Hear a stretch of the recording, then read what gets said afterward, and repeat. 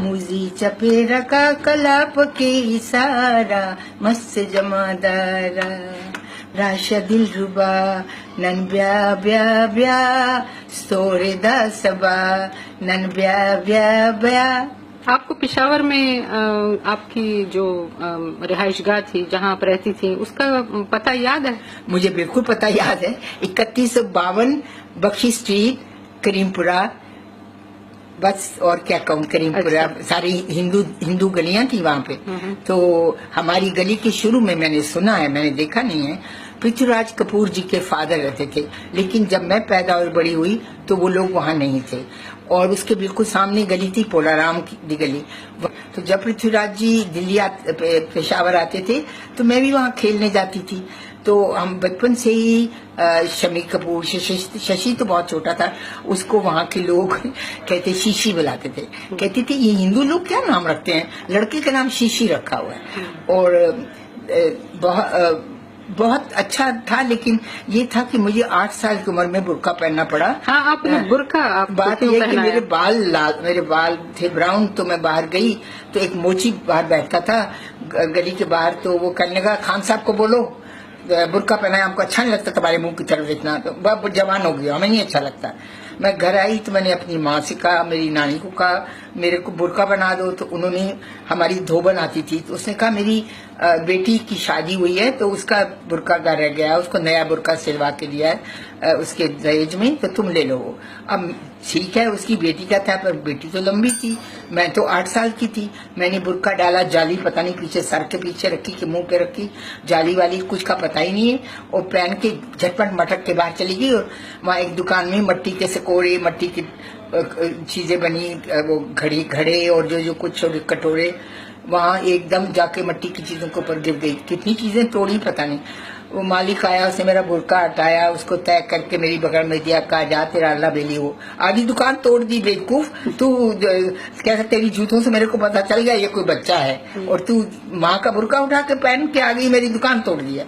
लेकिन था तो पेशावर का ही ना, बड़े दिल वाले लोग होते हैं पेशावर के। मैं अब अपनी बात करते करते एक बात कहती हूँ, मैं जब भी टेलीविजन पे देखती हूँ, यहाँ भी, अब जबकि मैं इतनी बूढ़ी हो गई हूँ, जब पेशावर में कुछ होता है मुझे बहुत अफसोस होता है। मैं कहती हूँ मेरे पेशावर को कब बख्शेंगे लोग, जहाँ के लोग सचमुच जो कि वहाँ के अपने लोग हैं वो सब फरिश्ते हैं। कभी हमने बचपन में नहीं देखा कि किसी ने किसी लड़की को छेड़ा हो, किसी की चोरी हुई हो। हम औरतें रात को शादियों पे गाने गा के रात को वापस आती थी अपने घरों 12 बजे 2 बजे।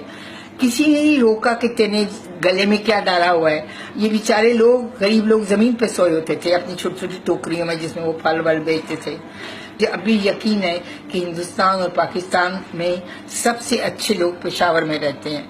मुझे नहीं पता क्यों वो इतने अच्छे हैं, मैं तो सिर्फ इतना जानती हूँ कि वो बहुत अच्छे लोग हैं। आपने कभी कोशिश नहीं की पेशावर जाने की वापस? मैं आपको बताऊं, मैंने कोशिश की। मेरे हस्बैंड को मुझसे भी ज्यादा शौक था कि हम पाकिस्तान, उनका वो टेलीविजन का प्रोग्राम करते थे यहाँ पे लंदन में, जो कि उनके पाकिस्तानी सुनने वाले ज्यादा ही थे। लेकिन मुश्किल ये हुई कि किसी ने मुझको, मेरा एक कजिन है वो गया था पेशावर, उसने आके बताया कि मैं वहाँ बड़ा रो के आया हूँ वापस, क्योंकि घंटा घर के लेफ्ट साइड को पीछे करके हमारी गलियां थी।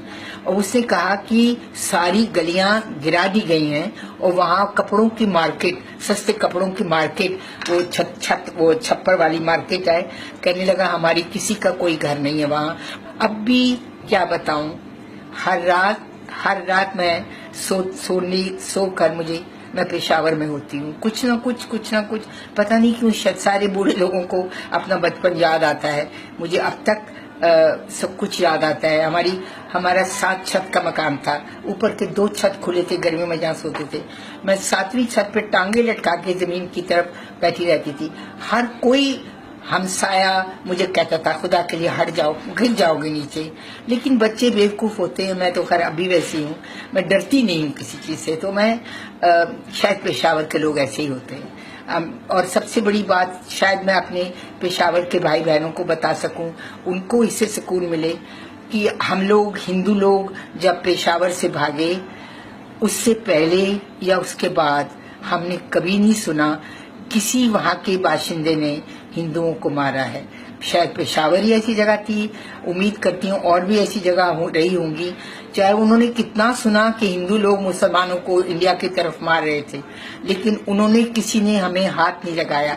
सुर्खपोश आते थे, गलियों के आगे खड़े हो जाते थे हाथ पकड़ के, कहते बहन जी तुम्हें जिधर जाना तुम जाओ, तुम्हारा वतन है, कोई डरो नहीं, इस गली में जाना उस गली में जाओ, जिधर जाना जो करना, अपने भाई को बोलो क्या चाहिए। बादशाह खान खुद आते थे गलियों में, हमको तसल्ली देने आते थे।